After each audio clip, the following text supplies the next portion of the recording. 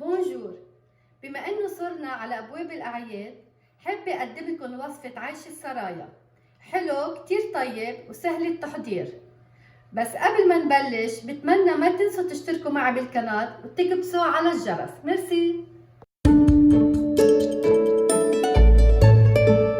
لنعمل عيش السرايا بحاجه ل4 كبايات حليب كامل الدسم، وبحاجه لنص كبايه نشا، وبحاجة لعلبة قشطة لتعطيها طعمة الدسامة،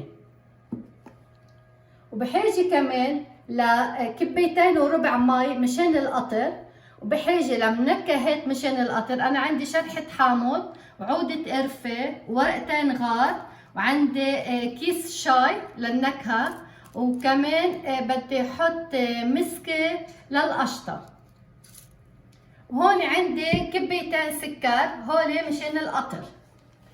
وهلا لزين عيش السرايا انا هون طحنت فستق حلبي مقدار كبايه. هلا بشيل قديش انا بحاجه، وكمان نقعت لوز نقعته وقشرته بس كمان مشان نزين عيش السرايا. وعيش السرايا كمان بحاجه للتوست. هون انا عندي 11 شقفه توست، شلت لها الحرف ما بدي اياه. هلا رح اقطعهم وبدي حمص التوست بالفرن. اول شيء بعيش السرايا بحاجه لندخل الخبز التوست على الفرن ونحمصهم، بس بدي اقطعهم هيك بيسهل علي الشغل فيهم. هلا اللي عنده ملبى توست، يعني الخبز الصغير المحمص ديجا بالمحلات بيكونوا عم بيبيعوه، كمان بيسهل عليه اذا ما بده يعمل هالمرحله هيدي بالتوست ويحمص. وهلا التوست عندي صار جاهز لدخله الفرن وحمصه. وهلا تاني مرحله، اول شي دخلنا الخبز على الفرن لنحمصه، وهلا بدي احط السكر يلي هن كبايتين بالتقليه. اول شي بدي غير له لونه للسكر على كراميل. هلا فرغت السكر بالتقليه على درجه وسط، وهلا ما بعمل شي بنطر لحتى السكر يدوب ويعطيني لون الكراميل. انا هون بلش عندي السكر يدوب، بدي ضلني هلا حرك بالسكر، ما في يوقف التحريك احلى ما يحترق. وهلا لما صار عندي السكر بلون الكراميل صار لازم فرغ فوق منه المي، بس برجع شوي لورا وبخفف النار على الاخر وبسقط المي.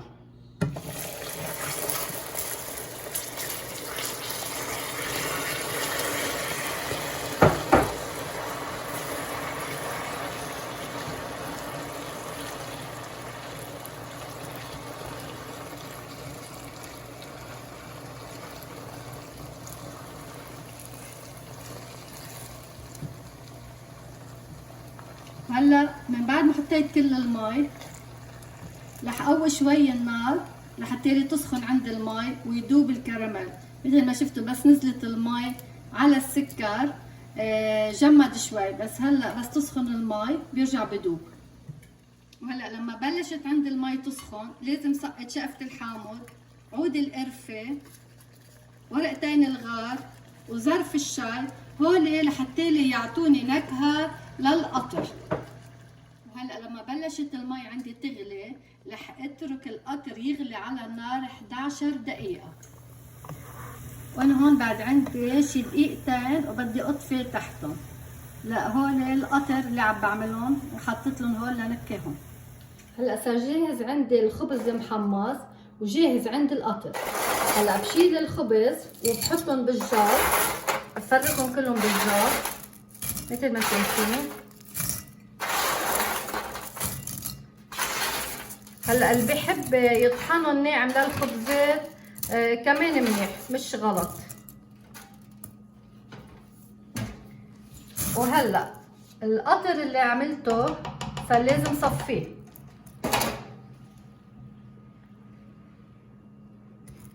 هذا هو.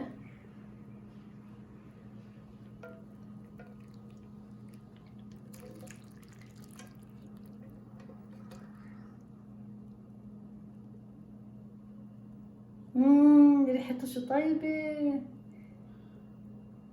كتير طيبة ريحته.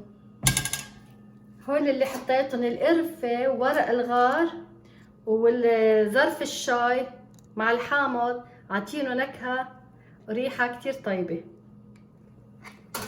هلا انا هول بقلبهم بالقطر اللي عملته لحتى لي كله يتش، يعني الخبز يشرب القطر. لازم ضلني اقلب التوست المحمص بالقطر لحتى لي كله يتشرب القطر. بياخد شوية وقت، شي 10 دقايق تقريبا.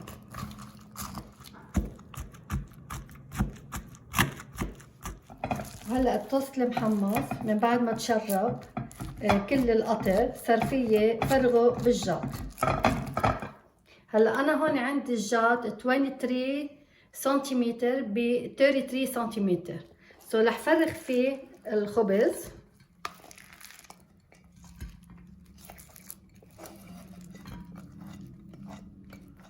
ورح مدهم على كل الجاط.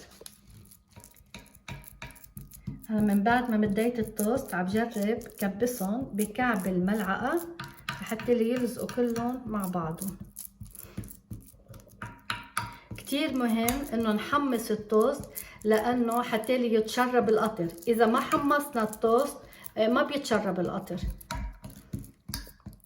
هلا خلصنا مد التوست مع القطر، صار وقت القشطة. اول شي لازم دق المسكة.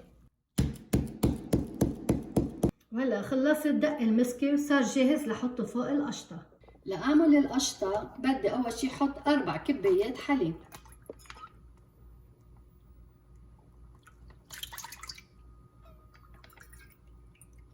هلا اللي بحب القشطة دسمة في يحط كبايتين حليب وفي يحط كبايتين كريمة سائلة اللي بنعملها لنخفق فيها الجاتو. وهيدي رابع كباية.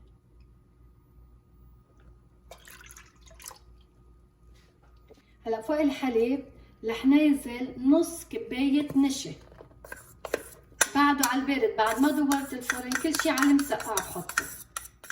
هلا فوق الحليب والنشا رح ننزل علبة القشطة لأنه أنا بحبها شوي دسمة. هيدي القشطة.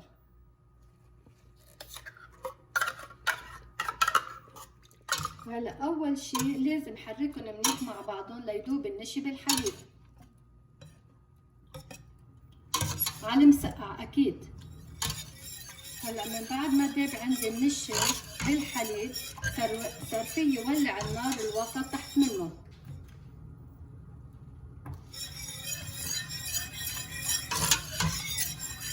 ومضرب الشبك ما بقى بحاجة لإله، غيرته بالملعقة.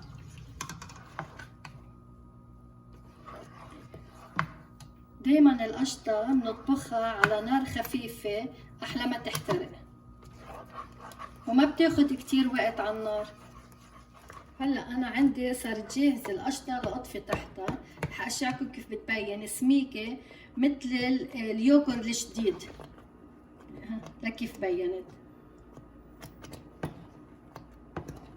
هلا بس اطفي النار بدي احط المسكة والمزهر. انا هون عندي نص ملعقة كبيرة لحطها مزهر، ولحط ظرف المسكة. انا هون طافية النار، طفيت النار تحته. وهيدا المسكة من بعد ما دقيته رح فرغه فوق القشطة.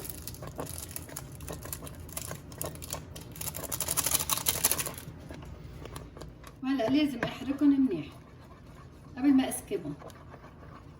هلا لازم فرغ القشطة سخنة فوق التوست والقطر.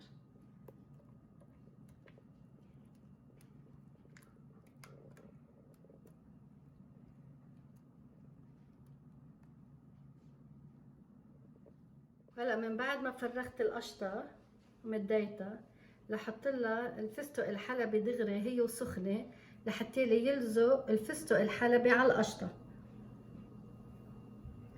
انا اكيد الفستق الحلبي كنت مجهزته من قبل.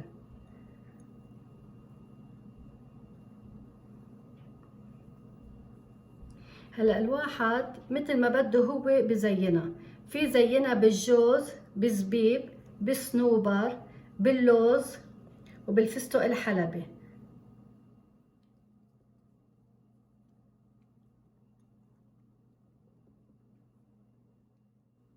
هلا انا حطيت عليها الفستق الحلبي واللوز، بس ما بقدر اقطعها واشعكن اياها قبل ما تسقع منيح. يعني اقل شيء بدها 4 ساعات 5 ساعات بالبراد وبعدين بقطعها. وبتمنى يكون نال اعجابكم هالفيديو. ميرسي كتير.